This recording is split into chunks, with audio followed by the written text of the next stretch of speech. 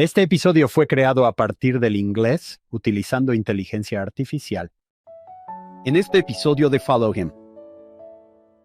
Todas tus pérdidas te serán compensadas en la resurrección, siempre y cuando te mantengas fiel. Job tenía este tipo de fe, porque dice, yo sé que mi Redentor vive. Hola, mis amigos. Bienvenidos a otro episodio de Follow Him. Mi nombre es Hank Smith. Soy su anfitrión. Estoy aquí con un hombre que es perfecto y recto, temeroso de Dios y apartado del mal. Su nombre es John. Por cierto, John, leí eso y pensé, ¿es John Job? ¿Realmente se refieren a John, mi siervo John? Este es Job 1:8. No hay otro como él, varón perfecto y recto, temeroso de Dios y apartado del mal. John, esa es una descripción perfecta de ti. Esa es una descripción terrible. Mi equipo de relaciones públicas ha estado trabajando horas extras en ese eslogan. John, tenemos el privilegio de contar hoy con nosotros al Dr. Marcus Martins. Dr. Martins, qué placer. Bienvenido a Follow Him. Bueno, gracias.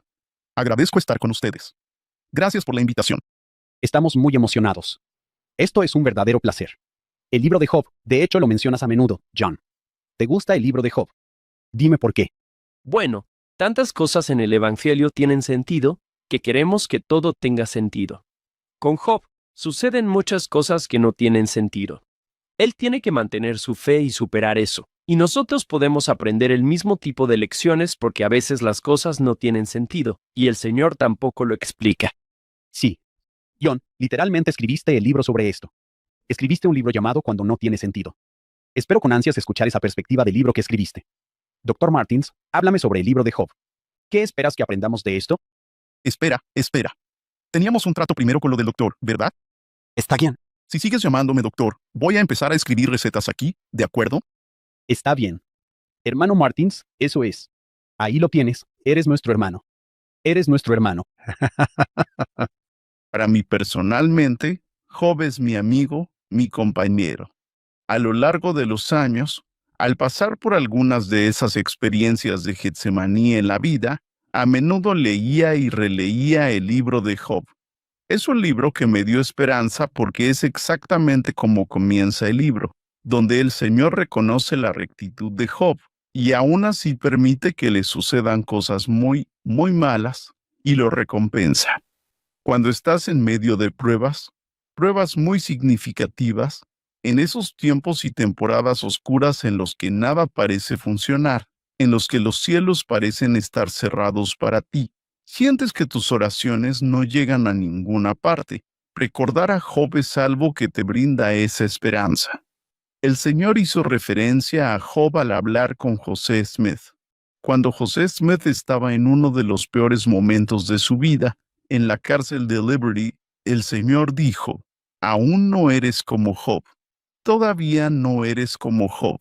Job, el nombre mismo, sé que se asocia con la paciencia, pero tiendo a pensar en Job, cuando pienso en su nombre, para asociarlo con la esperanza. Días mejores siempre llegan para aquellos que se esfuerzan por ejercer fe en Dios y en Jesucristo y se esfuerzan por ser rectos. Incluso cuando no lo están logrando del todo, pero se están esforzando, días mejores siempre llegarán. Para mí, ese es uno de los mensajes implícitos en el libro de Job. Sí, uno de ellos. Sí. Me emociona hablar de más de ellos. A ambos, recientemente hablé en una conferencia en BYU llamada La vida después de la pérdida. Después de hablar, pude conversar con algunos de los asistentes uno a uno. Las historias, el sufrimiento que escuché, fue abrumador oír de golpe tras golpe, pérdida tras pérdida. Y pensé, ¿cómo siguen haciendo esto? Y hermano Martins, al oírle decir, Job es mi compañero, creo que en esa conferencia sobre la vida después de la pérdida, Job iría de persona en persona diciendo, déjame abrazarte. Sé dónde estás ahora mismo. Sé lo que sientes. John, estoy seguro de que hay muchos estudiantes de BYU Hawaii que están pensando, el hermano Martins, pero puede haber algunos oyentes que estén pensando, no sé quién es. ¿Puede hablarnos de él? Sí, tengo una biografía maravillosa aquí. Hermano, ya no lo voy a llamar doctor porque ya tengo todas mis recetas surtidas. El hermano Marcus H. Martins tiene una licenciatura en Administración de Empresas, una maestría en Comportamiento Organizacional y un doctorado en Sociología de la Religión, Raza y Relaciones Étnicas. Es oriundo de Río de Janeiro, Brasil. Trabajó como analista de sistemas y gerente de proyectos para el gobierno brasileño, y como consultor independiente antes de mudarse a los Estados Unidos en 1990. Se desempeñó como director del Departamento de Educación Religiosa en la Universidad Brigham Young de Hawái, y enseña organización y liderazgo de la iglesia, matrimonio y, ocasionalmente, liderazgo gerencial, o ha enseñado esas materias. También enseñó en BYU Provo, Ricks College, y ha dado conferencias sobre una variedad de temas en todo Estados Unidos, Brasil, Hong Kong, Japón y Malasia. Su investigación actual se centra en el simbolismo del templo, las implicaciones de las doctrinas de la restauración en la religiosidad diaria, y el impacto de las fuerzas de la globalización, la tecnología y la inmigración en el crecimiento de la Iglesia de Jesucristo de los Santos de los Últimos Días. Él hace de todo. Sí, básicamente. Él escribió el libro titulado Setting the Record Straight, Blacks and the Mormon Priesthood. El hermano Martín se unió a la Iglesia en 1972, y en 1978 se convirtió en el primer santo de los últimos días con ascendencia africana negra en servir como misionero de tiempo completo en el siglo XX. Desde entonces, ha servido como presidente de misión, 2 veces como obispo, 6 veces como miembro del Sumo Consejo de Estaca, también como oficiante del templo y traductor del Libro de Mormón. Se casó con Miriam Abelín Barbosa. Tienen 4 hijos y 7 nietos. Estamos muy contentos de tenerlo aquí, hermano Martins. Y cuéntenos rápidamente, porque algunos podrían reconocer el nombre, porque yo sí lo hice, Martins. ¿Qué hay del hermano? Usted dijo el Elder Holland, el Besio. Dígalo usted. Sí, el Besio Martins. Bueno, primero, la biografía que leyó fue muy buena, pero es antigua, porque ahora tenemos 8 nietos. Pero sí, mis padres fueron el Besio y Ruda Martins. Nos unimos a la Iglesia de Jesucristo de los Santos de los Últimos Días en 1972, en 1978. Mi padre y yo fuimos de los primeros miembros negros de la Iglesia en recibir el sacerdocio. Poco después, fui llamado a servir como misionero de tiempo completo. Serví en la misión Brasil-Sao Paulo Norte. Y menciono la misión en particular porque en 2011, mi esposa y yo fuimos llamados a dirigir esa misma misión. Fue una experiencia muy grata. Mi padre también sirvió como presidente de misión en la misión Brasil Fortaleza, de 1987 a 1990. Luego fue llamado a servir como 70 autoridad general en el antiguo segundo quórum de los 70. Mis padres ya fallecieron, pero a medida que viajo, me doy cuenta de que su impacto por haber sido el primer hombre negro en servir como autoridad general en la iglesia, de hecho, creo que también fue el primero en servir como presidente de misión, todavía se siente. Él falleció hace casi 21 años. Cuando viajaba internacionalmente, la gente decía, «Oh, usted es Martins de Brasil. ¿Es pariente de ese?» Sí. En su funeral, el Elder Neil Anderson habló en el funeral de mi padre en Brasil, y yo estuve allí en esa ocasión en 2005. El Elder Anderson, muy amable de su parte, se refiere a mi padre usando esa expresión, en el capítulo 13 de Alma en el Libro de Mormón. Él dijo, sí, él fue uno de aquellos que fueron llamados y apartados en la existencia preterrenal. Eso me conmovió mucho. Siempre admiré a mi padre, pero escuchar a un 70 autoridad general, quien hoy es apóstol, referirse a mi padre de esa manera fue algo muy especial para mí. Así que sí, fue un gran hombre. Hermano Martins, cuando hablaba de su padre y de lo que el Elder Anderson dijo en su funeral, pensé, oh, eso me recuerda al libro que escribió el hermano Martins. Se titula El sacerdocio, símbolos terrenales y realidades celestiales. Eso fue apenas el año pasado, ¿verdad? Correcto. Salió el año pasado, en 2025. Todavía no lo había leído. Me emociona conseguirlo. Vamos a entrar en el libro de Job. Voy a leer del manual Ven, sígueme. La lección de esta semana se titula Aunque él me matare, en él esperaré. Es natural preguntarse por qué le suceden cosas malas a las personas buenas, o, dicho sea de paso, por qué le suceden cosas buenas a las personas malas. ¿Por qué Dios, que es justo, permitiría eso? El libro de Job explora preguntas como estas. Job fue una de esas personas buenas a las que le sucedieron muchas cosas malas. Debido a las pruebas de Job, sus amigos se preguntaban si realmente era bueno después de todo. Job afirmó su propia rectitud y se preguntaba si Dios realmente es justo después de todo. Pero a pesar de su sufrimiento y sus dudas, Job mantuvo su integridad y fe en Jesucristo. En el libro de Job, la fe es cuestionada y probada, pero nunca abandonada por completo. Eso no significa que todas las preguntas tengan respuesta, pero el libro de Job enseña que, hasta que la tengan, las preguntas pueden coexistir con la fe. Y sin importar lo que suceda mientras tanto, podemos decir del Señor, aún así, confiaré en Él. Eso es hermoso. Estoy seguro de que hay muchas personas escuchando hoy que sienten que están luchando por mantenerse a flote en medio de la dificultad y el dolor.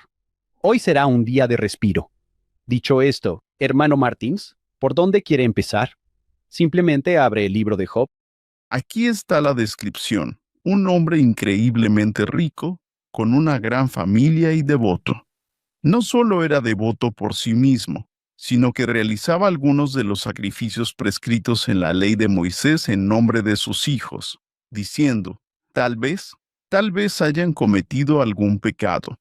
Voy a ofrecer este sacrificio por ellos. No se puede ser más justo que eso. Cuando veo la descripción aquí, ya sabes, decía 7,000 ovejas, 3,000 camellos. Este tipo era ¿qué es? Un comerciante, 3,000 camellos. Job tenía 500,000 asnas, 7 hijos, 3 hijas. ¿Qué era él? Bueno, claro, los eruditos bíblicos han estado especulando durante décadas, siglos, o tal vez era algún tipo de rey. Miro eso y digo, mira, podemos imaginar la profundidad de la tristeza, quizás la desesperación, de perder en un solo día no solo todo eso, sino perder a todos sus hijos, toda su descendencia en un solo día, es algo que te deja atónito. Después de toda esta destrucción y la pérdida de su descendencia, él dice, Jehová dio y Jehová quitó, sea el nombre de Jehová bendito. Leo este pasaje. Les dije antes que Job es como mi compañero. Cité estas palabras en el funeral de mi padre en mayo de 2005.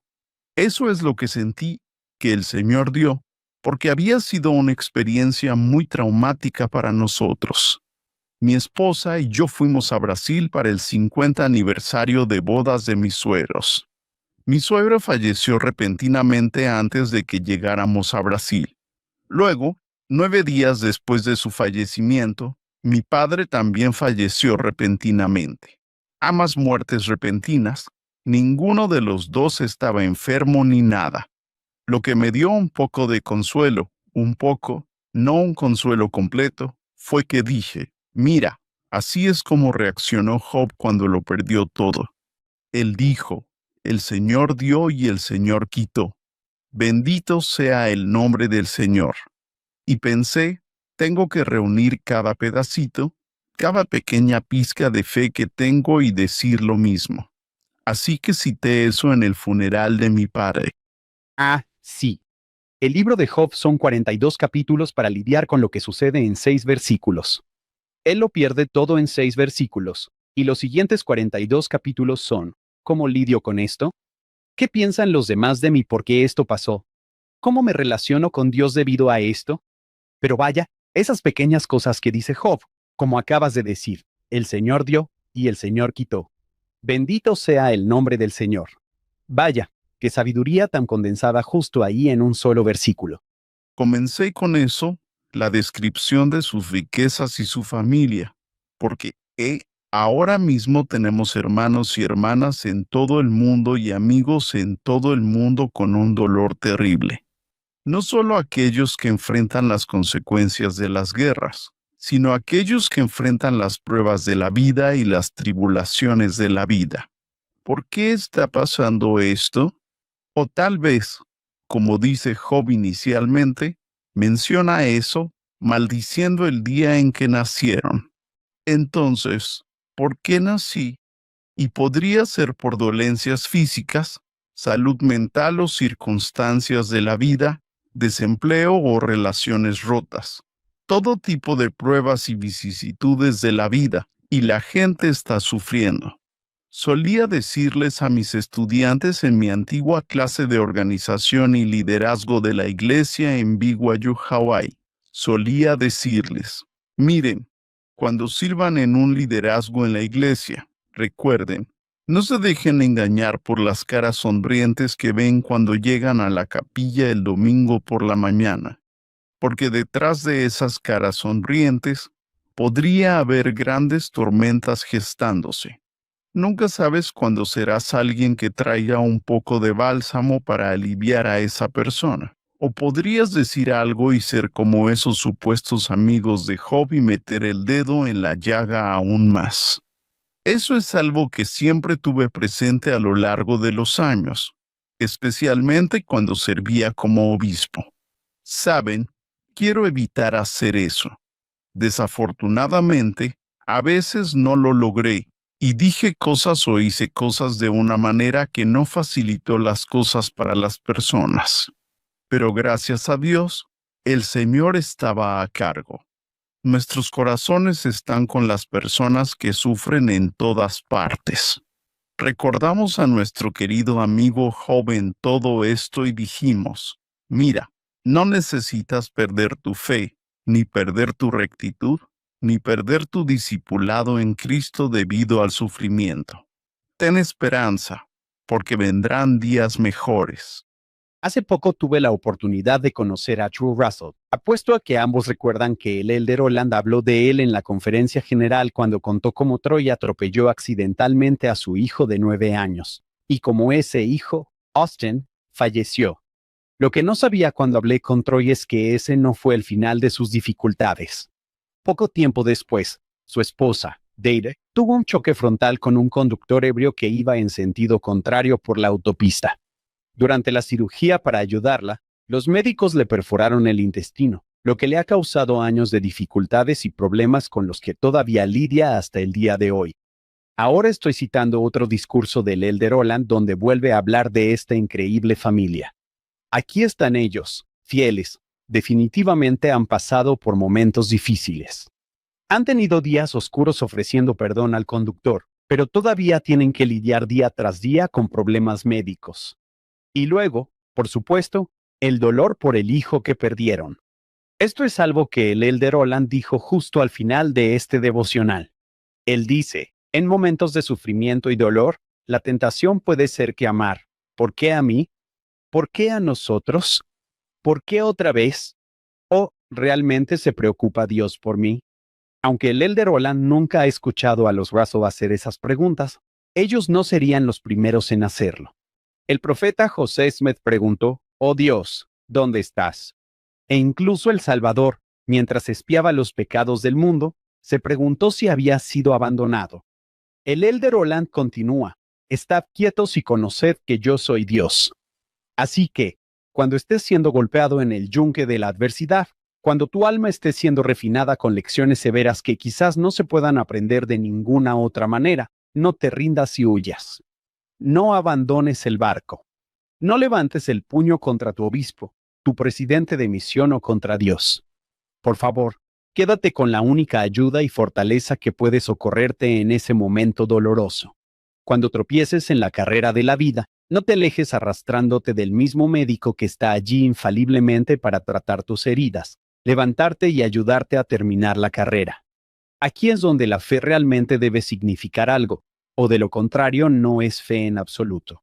A medida que conoces a las personas, como usted dijo, hermano Martins, ves que están pasando por dificultades de maneras que no comprendías. Suelo bromear diciendo que a los santos de los últimos días les gusta reunirse para mentirse sobre cómo están. Decimos, ¿cómo estás? Bien, ¿y tú? Genial, gracias. Quizás deberíamos decir, en realidad, estoy sufriendo. Las cosas están muy difíciles ahora mismo. Es ahí donde les digo a mis estudiantes que no se dejen engañar por las caras sonrientes, porque a veces hay tormentas gestándose detrás de ellas. Si no tuviera al Salvador en mi vida, sería un miserable. La vida sería insoportable, de verdad. Pero el hecho de que sepamos que hay un Dios y que sepamos que mañana Él puede, a través de su poder inigualable, hacer que nuestra situación cambie casi de la noche a la mañana. Eso nos lleva a algunos de nosotros a decir, estoy bien. ¿No es eso lo que el Salvador le dijo a José Smith? Mira, sí, estás en una mala situación aquí, pero todavía no eres como Job. Tu situación no es tan mala como la de Job. Eso tiene que ser bastante malo si el Señor mismo está diciendo, oye, mira, no es tan malo como lo de Job. Job dice, soy el ejemplo, soy el indicado. Más adelante, va aún más lejos.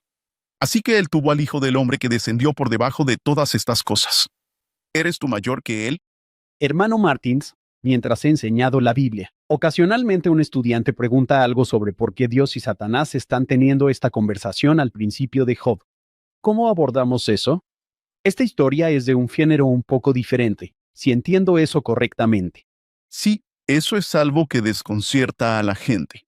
Sigo pensando, cuando consideramos el origen del libro de Job, ¿habría sido literalmente el Padre, o quizás el Salvador, o tal vez Jehová y Satanás? ¿Habría sido alguien hablando en su nombre?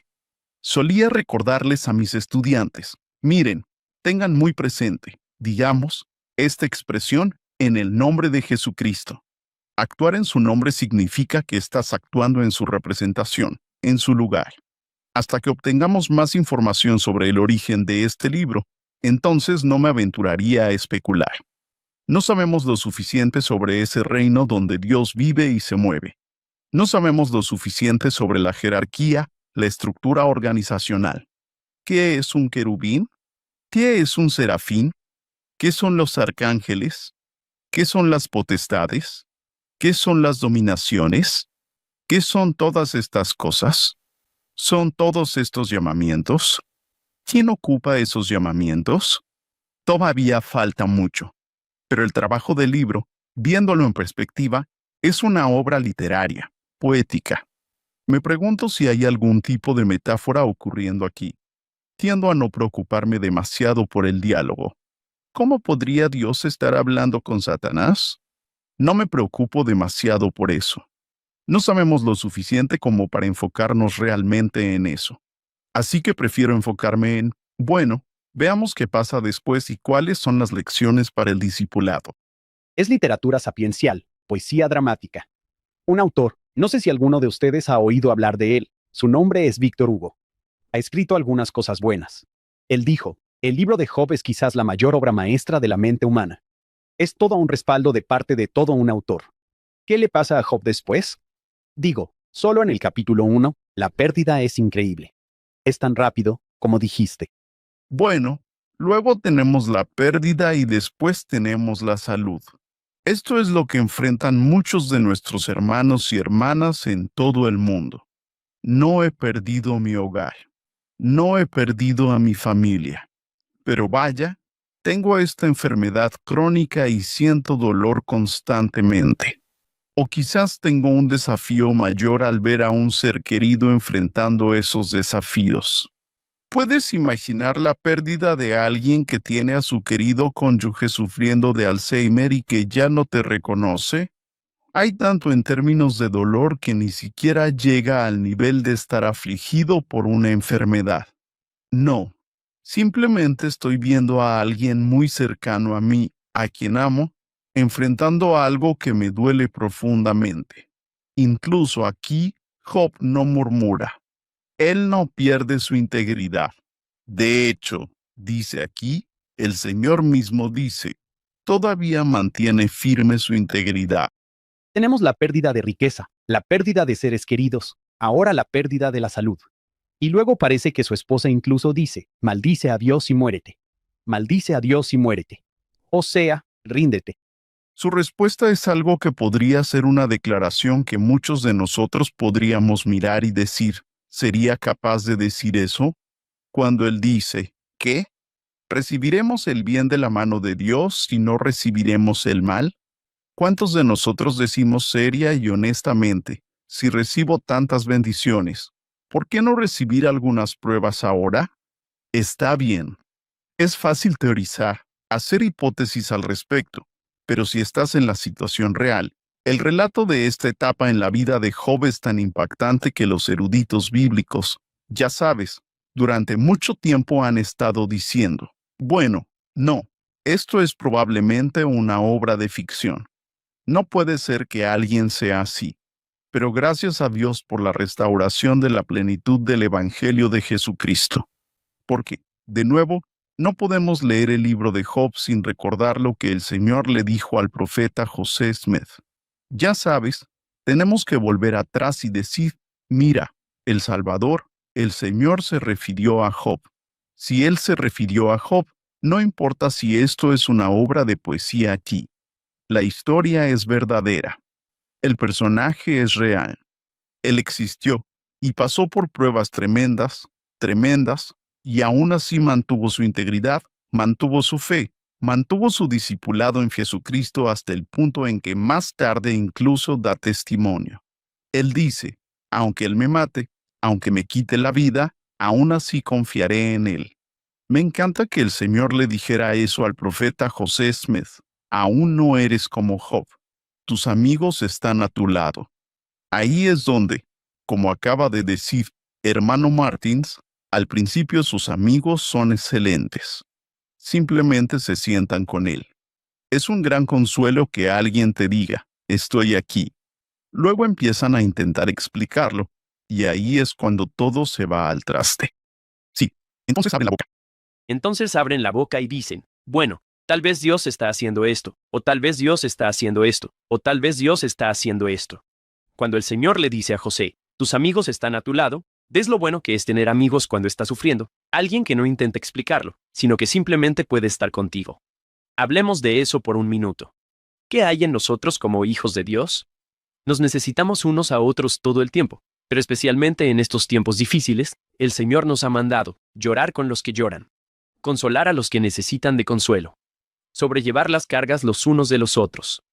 En toda su experiencia, hermano Martins, esto es crucial en todos los aspectos de la vida, tener un círculo, un sistema de apoyo. Es cierto, ya sea el cónyuge o los padres, o amigos cercanos pero muy buenos y bien fundamentados, líderes de la iglesia que sean pacientes y bien versados en las escrituras, líderes de la sociedad de socorro, líderes de las mujeres jóvenes, presidencias de quórum, miembros de obispados o presidencias de estaca, incluso sumos consejeros de estaca. A veces teníamos que sentarnos con las personas y ministrarles. La importancia de tener a alguien con nosotros fue demostrada por el Salvador mismo. A menudo, el Salvador se retiraba a una montaña, a una colina, para orar solo, pero no se quedaba allí. Él regresaba para estar con sus apóstoles, con los discípulos y otros creyentes. En el momento de su mayor prueba en Getsemaní, cuando la ayuda mortal no estaba disponible, porque recuerden, él llevó a Pedro, Santiago y Juan con él a Getsemaní. Ahora bien, aquí está el Creador de mundos sin número, el Dios de Israel, el Dios de toda la tierra, el gran Jehová, y llevó consigo a 3 de sus apóstoles de confianza. No culpo a Pedro, Santiago y Juan. Cuando llegaron allí, estaban agotados y se quedaron dormidos. Probablemente nosotros también nos habríamos quedado dormidos. Y entonces, cuando la ayuda mortal no estaba disponible, ¿qué sucedió? Vino un mensajero. Si el Salvador del mundo, un miembro de la Trinidad, no enfrentó su mayor prueba solo, ¿por qué habríamos de hacerlo nosotros? Tenemos que enfrentar nuestras pruebas, sí, pero nunca solos. Cuando la ayuda mortal no está disponible, llegará la asistencia celestial. No estoy diciendo que Moroni vaya a aparecer en tu sala, pero el Señor enviará a alguien. Recuerdo una experiencia que tuve. Bueno, una tarde, recibí una llamada de mi maestro orientador. Algunos de nosotros aquí recordamos a los maestros orientadores. Oye, Marcos, ¿estás bien? Le dije, sí, estoy bien. Él también era colega profesor en BYU, Hawái. Él estaba en ciencias de la computación y yo en religión. No lo sé. Simplemente, estaba aquí en mi oficina y pensé en ti y sentí el deseo de llamarte. Le dije, oh, gracias. Su nombre es Stuart. Le dije, gracias, Stuart. Todo está bien. Muchas gracias. Al día siguiente, llegó la prueba. Él se adelantó 24 horas o un poco más de 24 horas. Supe en ese momento, dije, mira, puedo contar con mi maestro orientador para esto. Tal vez no sea un ángel de las alturas, pero sería alguien que tiene los medios, un hermano y una hermana que pueden acercarse a ti y decirte, ¿puedo serte de servicio? ¿Puedes ayudar? Y la persona dirá, no. ¿Puedes simplemente sentarte y orar conmigo? ¿O puedes simplemente sentarte y escucharme? Incluso sus obispos, incluso sus presidentes de estaca necesitan algo de ministración. He servido como obispo 2 veces. Sé cómo es, las preocupaciones, los asuntos, los temores, el miedo a cometer un error. Ninguno de nosotros está exento de la necesidad de sentarse a hablar con alguien, escuchar a alguien y sentir ese consuelo que viene a través de la palabra del Señor, a través de alguien que nos dará esa paz que llega. Es lo que Jacob en el libro de Mormón llamó la palabra que sana el alma herida. Todos necesitamos eso. Hemos estado hablando sobre José Smith en la cárcel de Liberty.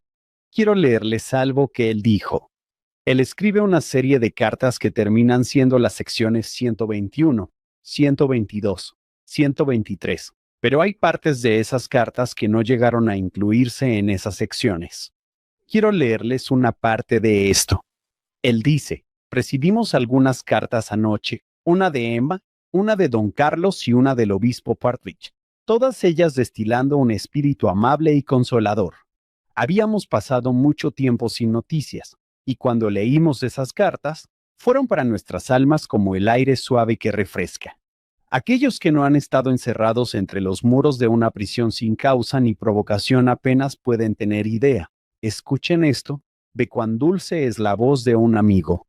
Una muestra de amistad, venga de donde venga, despierta y pone en acción todo sentimiento de simpatía. Ahora, escuchen esto. Él dice, la amistad trae al instante todo lo pasado. Se apodera del presente con la vivacidad del relámpago. Se aferra al futuro con la ferocidad de un tigre y retrocede de una cosa a otra hasta que finalmente toda enemistad, malicia, odio y diferencias pasadas, malentendidos y malas gestiones sean víctimas sacrificadas a los pies de la esperanza. Esa es una manera increíble de describir lo que un amigo puede hacer. Sí. Una de mis cosas favoritas que el presidente Spencer W. Kimball dijo alguna vez, la cual probablemente hemos citado docenas de veces en Follow Him, es, Dios nos ama y nos cuida, pero generalmente es a través de otra persona que Él satisface nuestras necesidades. La oportunidad que tenemos de ser esa otra persona. Recuerdo que una hermana se me acercó y me mostró su teléfono, y me dijo, todos los días recibo este recordatorio, que había configurado en su teléfono. ¿Quién me necesita hoy? Entonces ella se comunicaba de alguna manera. ¿Hay alguien que me necesite hoy? ¿Hay alguien? ¿Quién es? Y ella puede intentar ser esa otra persona de la que habló el presidente Kimball. Dice en el versículo 11, ellos se lamentan con él y lo consuelan. Ellos lloran con él. Mira el versículo 13. Se sentaron con él en el suelo 7 días y 7 noches. No le dijeron ni una palabra, porque vieron que su dolor era muy grande. Solo esa lección ahí mismo, ¿quién me necesita? Hermano Martins, decir que a veces olvidamos. Bueno, por supuesto que el obispo no necesita ayuda. Él es el obispo, ¿verdad? Por supuesto que el presidente de estaca no necesita ayuda. Él es el presidente de estaca. Ellos son los que están afuera ayudando, pero cada persona, especialmente aquellos que sufren una tragedia, puede necesitar que vayamos y estemos ahí. Solo escucha. Me gusta cómo dijiste eso. Gracias por escuchar. Creo que le dijiste a tu amigo. Tengo una cita del presidente John Taylor. Él se refería a las pruebas y cita al profeta José Smith. Este fue un discurso que dio en marzo de 1879. El presidente John Taylor dijo esto. ¿Alguna vez supieron que es necesario que seamos probados en todas las cosas? Si no lo saben, lo descubrirán antes de terminar, y todavía no hemos terminado. Al respecto, continúa el presidente Taylor. Me acuerdo de lo que escuché decir al profeta José, hablando más particularmente con referencia a los 12. Él dice, el Señor tanteará las fibras de su corazón y las retorcerá y las hará girar. Tendrán que aprender a confiar en Dios y solo en Dios. El presidente Taylor continúa diciendo, ¿Lo ha hecho? Yo creo que realmente lo ha hecho bastante a fondo. El profeta mismo fue probado tanto como cualquiera que yo conozca. Su hermano Hiram tuvo también su buena parte, y los 12 han sido probados tanto como cualquier hombre que yo conozca, y han pasado por mucho más de lo que ustedes realmente saben. John Taylor continúa, citando al profeta José Smith. Además dijo, si Dios hubiera podido probar a Abraham de alguna otra manera más intensamente que pidiéndole que ofreciera a su hijo Isaac, lo habría hecho. Y como he dicho, Jesús mismo sudó grandes gotas de sangre y en la agonía de su sufrimiento clamó, Dios mío, ¿por qué me has abandonado? ¿Y por qué es así? Se nos dice por uno de la antigüedad, porque convenía a aquel por cuya causa son todas las cosas y por quien todas las cosas existen, que al llevar a muchos a la gloria, perfeccionase por aflicciones al capitán de la salvación de ellos. Eso es Hebreos capítulo 2. Porque no tenemos un sumo sacerdote que no pueda compadecerse de nuestras debilidades, sino uno que fue tentado en todo según nuestra semejanza, pero sin pecado. El presidente Taylor continúa entonces diciendo lo siguiente: «Oh, qué cosa tan verdaderamente feliz sería si pudiéramos seguir sus pasos en ese aspecto en particular». Se refería a los 12, pero dijo que, sí, el Señor buscará lo más profundo de sus corazones, los retorcerá y los estrujará. Dije, wow, solo puedo imaginar por lo que pasan nuestros profetas, videntes y reveladores. De nuevo, en mis clases, solía decirles a los estudiantes, miren, no envidien a esos hombres que se sientan en esas sillas rojas. Y solía decir el tabernáculo, luego al centro de conferencias, no los envidien. No querrían tener la vida que ellos tienen. ¿Saben cuántos cumpleaños, cuántos bautismos pueden haberse perdido? No saben cuántas veces pueden haber sucedido cosas en sus vidas. Estaban pasando por pruebas tremendas. Recuerdo una vez que el elder David Abednar dijo que la palabra prueba no aparece en ninguna parte de las obras canónicas. Él dijo que, en cambio, vemos la palabra probar, demostrar o examinar. Todo lo que lees de John Taylor ahí hablaba sobre ser probado y demostrado, porque eso le muestra a Dios y te muestra a ti lo que eres. ¿Cuál era la frase famosa sobre Abraham? Fue el presidente Hugh B. Brown, Shank, quien dijo que tal vez Abraham necesitaba aprender algo sobre Abraham. No quiero aprender esas lecciones. Ser examinado, probado y demostrado. Y me encanta a lo que siempre vuelves, hermano Martins. Vienen cosas buenas. Bueno, volviendo a lo que acabas de decir, hermano John, ¿no estamos aprendiendo algo sobre nosotros mismos casi todos los días? Puede que no sea de la misma magnitud e intensidad que la de Abraham o Job, pero estamos aprendiendo. De hecho, cuando hablas de Abraham, a menudo, durante mis transmisiones web en vivo, bueno, ya no las hago tan seguido. Cuando la gente decía, oh, vaya, no creo que pudiera sobrevivir si me hubieran puesto a prueba como a Abraham. Y yo decía, sí lo has hecho. ¿Por qué? Y estaba hablando con personas que conocía personalmente en Brasil o en Portugal. Les dije, ¿acaso no pusieron a una hija o a un hijo en el altar y los dejaron ir por 18 o 24 meses? Eso es un sacrificio abrahámico. Hemos estado haciendo esos sacrificios.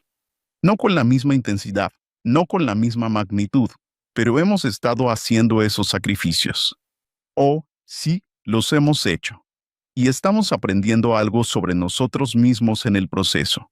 Aquellos de ustedes que dicen, oh, vaya, entonces ya fallé en eso porque, hermano Martins, le estoy escuchando decir eso. Y ahora recuerdo algo que sucedió y fallé. Miren, recuerden, hubo una expiación. Esta es una conversación que he tenido con algunos de mis exmisioneros, porque a lo largo de los años, algunos de ellos me han estado llamando. Presidente, quiero disculparme porque cuando estaba en mi misión, sé que hubo cosas que no me importaron. Les digo, miren, si hoy reconocen que algunas cosas que sucedieron en su misión no estuvieron a la altura, han aprendido algo de su misión. Aquellos de ustedes que dicen, oh, yo no serví en una misión. Yo no quería servir en una misión. Está bien. La misión es la vida ahora. Podría ser el matrimonio, o tal vez no tengo un cónyuge. Así que eres simplemente tú enfrentando la vida por tu cuenta con la ayuda de amigos y ministros. Pero enfrentarla, esa es tu misión en la vida. Y eso incluye la educación, incluye las profesiones, incluye las relaciones, incluye todo tipo de cosas. Sé fiel en esas cosas, y tendrás tus bendiciones, y aprenderás algo sobre ti mismo. Así que, si podemos reconocer que algo en el pasado no salió tan bien como podrías haberlo hecho, has aprendido tu lección. Ahora aplica esa lección en el futuro. Hay esperanza. Gracias a Jesucristo, tenemos esperanza. Esa es una consecuencia directa de la expiación. Amén. Sí, John, ya he contado esta historia antes. Cuando mi padre falleció, recibí una llamada de mi amigo Alex Paw, quien dijo, oye, estaré allí esta tarde. Y pensé, espera, ¿qué? Y apareció en mi casa. Traía palomitas de maíz, un par de golosinas más y algunas cosas para mis hijos. Él dijo, bueno, Kant estaba de camino a casa. Y yo sabía que eso no era cierto, porque sé que él vive al norte de BYU. Sí. Yo le dije, Alex, no estabas de camino a casa. Él dijo, bueno, yo a veces voy por este camino. Sí. Él dijo, estaba de camino a casa y solo quería pasar a verte. Y eso significó mucho para mí, que simplemente apareciera en mi casa. Y otros también han hecho lo mismo. Quería leer algo. Esto es del elder David Putner. Esto es de la Conferencia General de octubre del 2024. Dijo algo sobre visitar África y luego habló de lo que sucede en nuestras capillas. Dijo, en una visita reciente con mi familia al país de África Occidental, Ghana, me encantó una costumbre local. Al llegar a una iglesia o a un hogar, nos recibían con las palabras, son bienvenidos. Cuando se servía la comida, nuestro anfitrión anunciaba, están invitados. Estos sencillos saludos se extendían con propósito e intencionalidad. Son bienvenidos. Están invitados. Colocamos declaraciones sagradas similares en las puertas de nuestros centros de reuniones, pero el letrero de visitantes bienvenidos no es suficiente. ¿Damos una cálida bienvenida a todos los que cruzan nuestras puertas? Hermanos y hermanas, no basta con solo sentarse en las bancas. Debemos prestar atención al llamado del Salvador de construir relaciones más elevadas y santas con todos los hijos de Dios. Debemos vivir nuestra fe. Mi padre solía recordarme que el simple hecho de sentarse en una banca el domingo no te hace un buen cristiano, del mismo modo que dormir en un garaje no te convierte en un automóvil. Él dice, nos necesitamos los unos a los otros. Necesitamos elevarnos y edificarnos mutuamente. Necesitamos acercarnos, darnos la mano, darnos la bienvenida. Tú perteneces aquí. En un mundo contencioso y dividido, el Salvador quiere que seamos unificadores. Me encanta la idea de que alguien entre a una de nuestras capillas y se le reciba con un, eres bienvenido. Estás invitado. Ven a sentarte conmigo. Ven a sentarte con nosotros. Creo que eso es hermoso. Bueno, creo que podríamos pasar el resto del tiempo aquí hablando sobre la amistad. Es un gran principio, como lo llamó José Smith. Pero sigamos adelante. Hermano Martins, ¿qué le sucede a Job después? ahora tenemos la siguiente sección en el libro de Job, donde los amigos de Job abren la boca. Hasta ahora habían estado allí sentados, orando y meditando con él, lamentando su destino, pero luego abren la boca. Cuando abren la boca, van a tratar de justificar lo que le está pasando a Job acusándolo de haber hecho algo malo. Dijeron, él debe haber hecho algo malo. Él dijo, no, soy un hombre justo. Ajá, ese es tu problema. Por ejemplo, en el capítulo 4 de Job, y es interesante cuando es de Elifaz, el primer amigo, o tal vez sea el mayor porque es quien habla primero. O sea, Job capítulo 4 empezando en el versículo 3, y empieza a describir la influencia de Job, el servicio de Job, y dice, he aquí, tú has instruido a muchos, y has fortalecido las manos débiles. Bien, tus palabras han sostenido al que tropezaba, y has fortalecido las rodillas débiles. Muy bien, pero ahora que esto ha venido sobre ti, te desanimas. Te toca a ti y te turbas. Porque recuerda, Job acaba de mencionar eso. Oh, maldigo el día en que nací. Él dijo, está bien, ahora te estás desmayando, estás turbado. Entonces las cosas empeoran aquí. ¿No es tu temor, tu confianza, tu esperanza y la integridad de tus caminos? Recuerda, te ruego, ¿quién ha perecido siendo inocente? ¿Dónde fueron destruidos los rectos? En otras palabras, Job, debes haber hecho algo realmente malo. Sí, Hiciste todas estas cosas, fuiste una influencia y demás, pero tienes esta confianza, esta esperanza, la integridad de tus caminos. Eres demasiado orgulloso. Si estoy leyendo esto bien, crees que eres demasiado bueno. Ahora Dios te está mostrando que no eres tan bueno. Gracias por tu charla motivacional. Eso es duro. Cuando miras la poesía aquí, hay muchas perlas aquí que son palabras muy hermosas y demás, pero él sigue volviendo a, mira, te lo mereces. Pero no son hombres malos. Cuando el Señor habla de estos hombres más adelante, no necesariamente los llama malvados. Simplemente dijeron, mira, no están pensando con claridad. Sus palabras no son buenas. Pero hay perlas de sabiduría aquí. Estoy viendo el capítulo 5 de Job, por ejemplo, empezando en el versículo 7. Job 5:7. Ciertamente el hombre nace para la aflicción, como las chispas se levantan para volar. Yo buscaría a Dios, y ante Dios encomendaría mi causa, el cual hace cosas grandes e inescrutables, maravillas sin número. Eso es hermoso, que da lluvia sobre la tierra y envía agua sobre los campos, para poner en alto a los humildes, para que los que lloran sean exaltados a seguridad. Hay algunas cosas que son muy hermosas.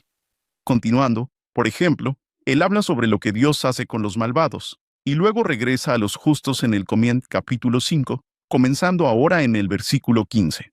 Porque libra al pobre de la espada, de la boca de ellos y de la mano del fuerte.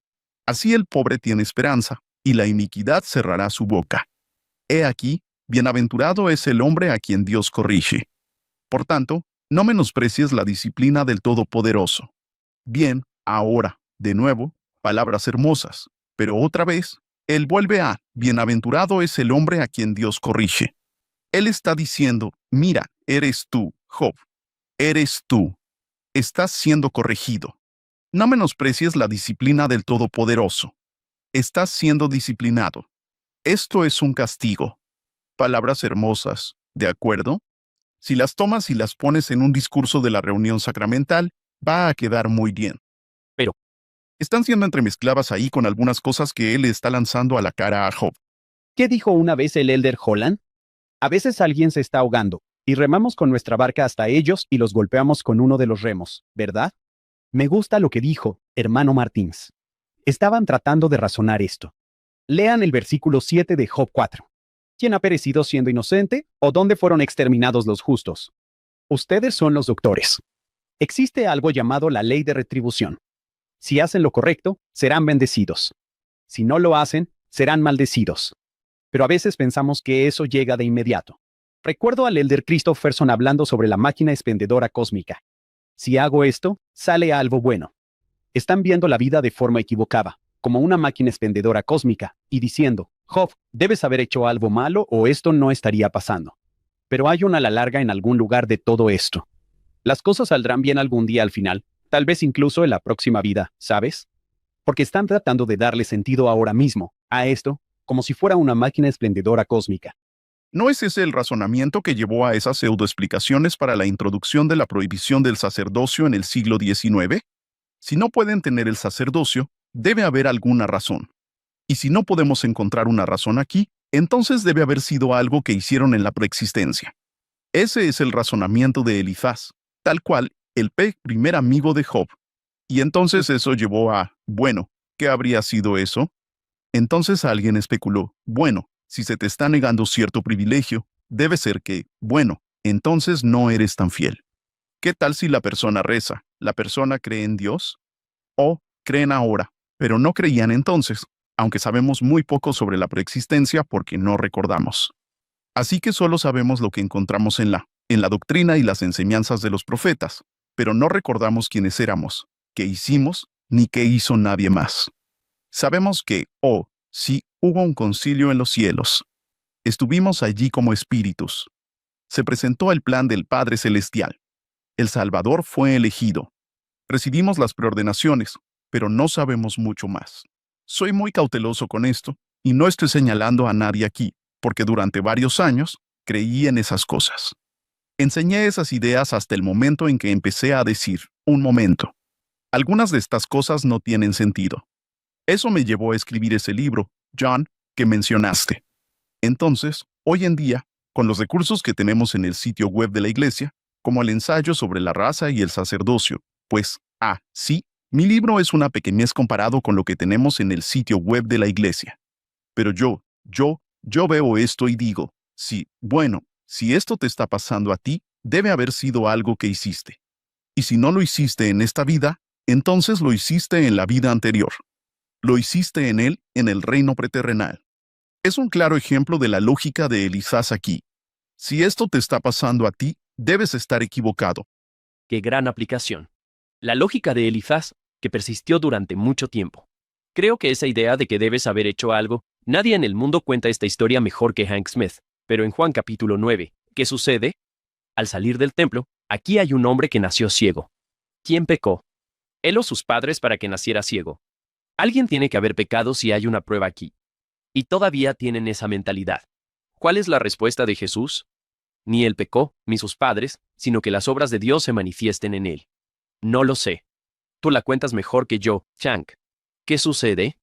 Llevamos mucho tiempo haciendo esto porque mis escrituras, simplemente las abro en Juan 9, pensando, bien, me pregunto si tendré la oportunidad de compartir esto. Está bien. Hazlo. Él sabía exactamente a dónde quería llegar. Es una doctrina muy extendida, ¿verdad? Si algo anda mal, debe ser el resultado del pecado. Y Jesús parece decir, no. No pienses así para nada. ¿Te fijas, John? Al final de ese capítulo, cuando los fariseos y el ciego, o el hombre que antes era ciego, tienen ese intercambio y no tienen nada que decir. No pueden ganarle en astucia, lo único que dicen es, tú naciste en pecado y pretendes enseñarnos. Es casi como un, ¿qué usamos? John, ¿qué palabra es? ¿Qué dirías? ¿Sabes qué? ¿Puedo terminar toda la discusión simplemente diciendo esto? Bueno, es el viejo, ¿cómo te atreves? Si cuando no sé qué decir, simplemente puedo decir, bueno, obviamente eres una persona terrible porque mira lo que te pasó. Y puedo simplemente descartar todo lo que dices debido a esto que tienes en tu vida que obviamente es resultado del pecado.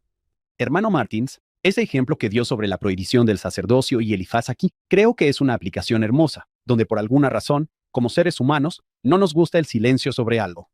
Queremos una respuesta, así que simplemente inventamos una respuesta en lugar de dejar que haya silencio. Esto es Lucas 13.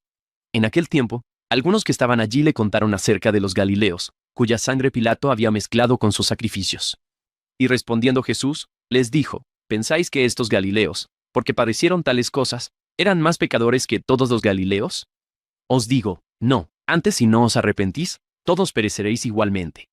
O aquellos 18, sobre los cuales cayó la torre en Siloé, y los mató, ¿pensáis que eran más culpables que todos los hombres que habitan en Jerusalén? Os digo, no, antes si no os arrepentís, todos pereceréis igualmente. Eso sigue pasando, esta idea de que, si esa torre cayó en Siloé, deben haber sido pecadores. Y Jesús sigue lidiando con eso una y otra vez. Me encanta lo que dijo, hermano Martins.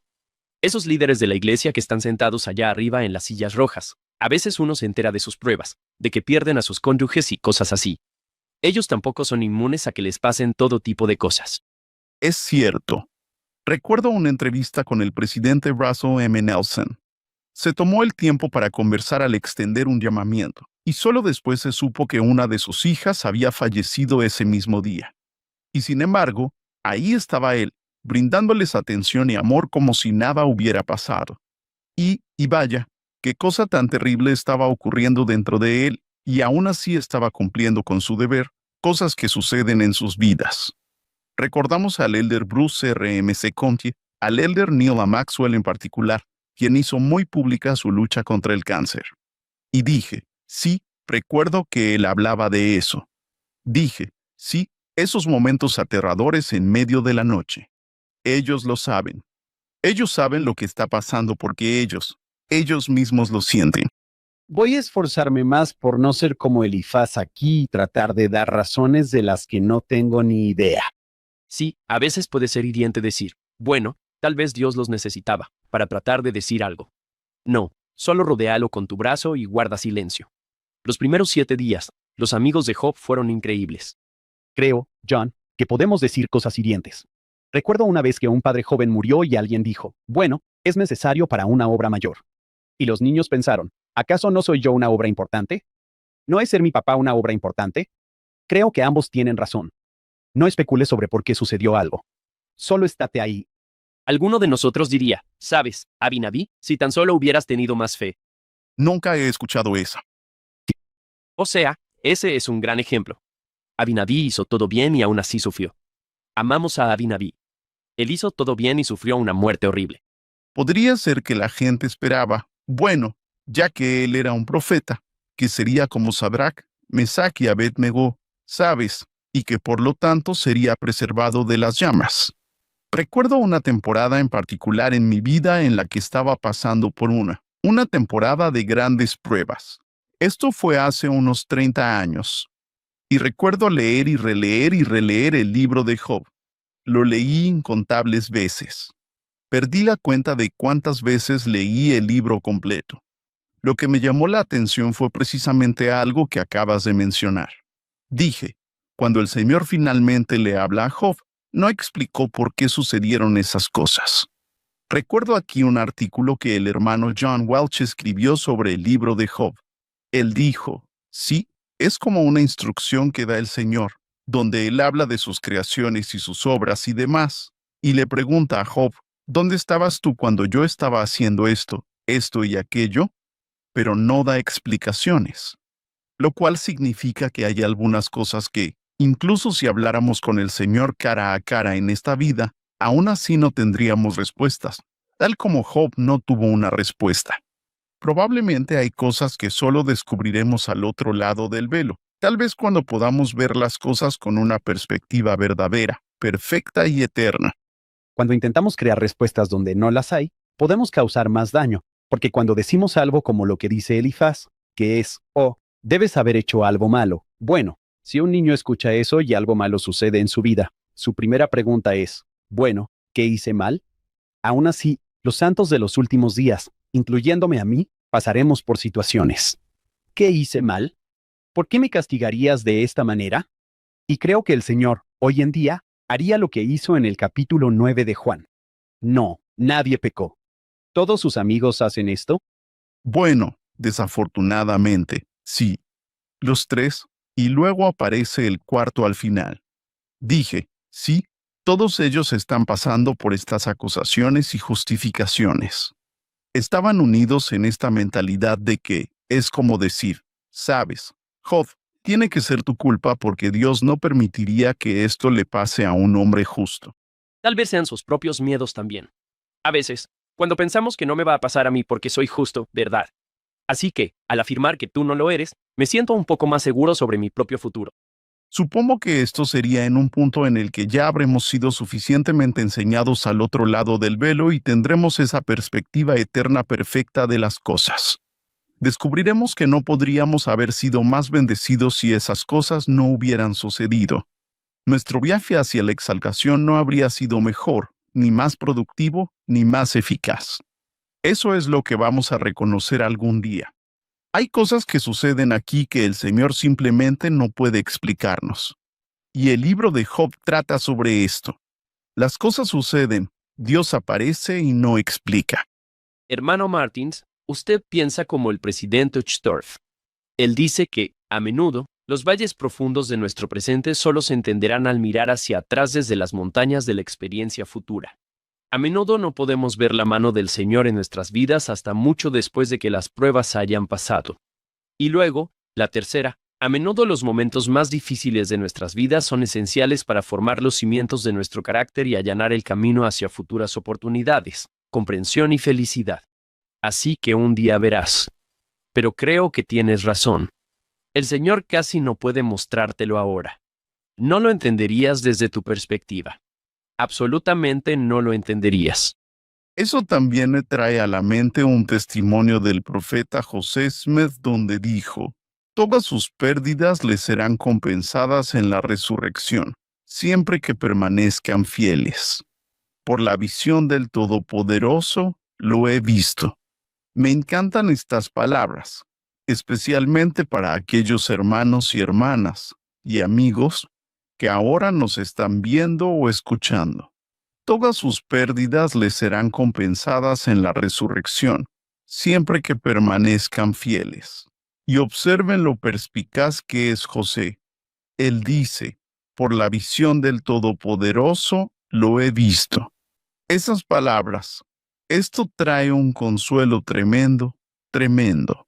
Lo que escuchamos en cuanto a las palabras de testimonio de Job, él tenía este tipo de fe. Me gusta esta idea de 3 tipos de vista. Existe la retrospectiva, la introspección y la previsión. En cuanto a nuestras pruebas, podemos mirar hacia atrás con gran retrospectiva. El Espíritu del Señor nos da introspección, y también lo que estamos aprendiendo puede darnos previsión para las cosas que están por venir. Había una hermana en nuestro barrio que falleció hace poco, quien había hecho literalmente cientos de colchas y las envió a todo el mundo. Personas que nunca sabrían su nombre.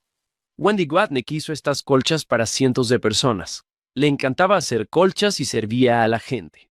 Y yo estaba reemplazando al orador que el hermano Blatnick realmente quería. Pero me encanta este poema. Lo escuché por primera vez del elder Neil A. Maxwell. Tienes que pensar un poco si alguna vez has visto el reverso de un bordado, que diferente se ve del frente porque hay puntadas que se cruzan, nodos y todo eso. Así que el poema es así. Mi vida no es más que un tejido entre mi Dios y yo.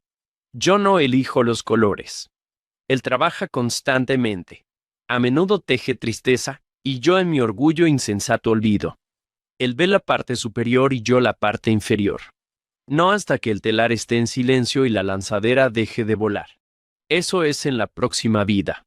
No hasta que el telar esté en silencio y la lanzadera deje de volar. Dios desenrollará el lienzo y explicará las razones del porqué. Los hilos oscuros son tan necesarios en las manos del hábil tejedor como los hilos de oro y plata en el patrón que él ha planeado. En esta vida, Dios no siempre es un Dios de explicaciones. Él no nos dice por qué. Me encanta lo que dijiste, hermano Martin. Él no se lo dijo a Job. Él dijo, ¿estabas allí cuando creé todo? Y nunca explicó por qué. Ahora, nuestros hermanos y hermanas a nuestro alrededor quizás no entiendan. Evito decir cuando hablo con la gente, sé cómo te sientes. No, no lo sé. No tengo idea. Incluso si, pero perdiste a tu padre. Yo también perdí a mi padre. Sé lo que debes estar sintiendo. No, no sé lo que debes estar sintiendo porque tú no eres yo. Tu experiencia es diferente. Pero él sí sabe lo que estás sintiendo.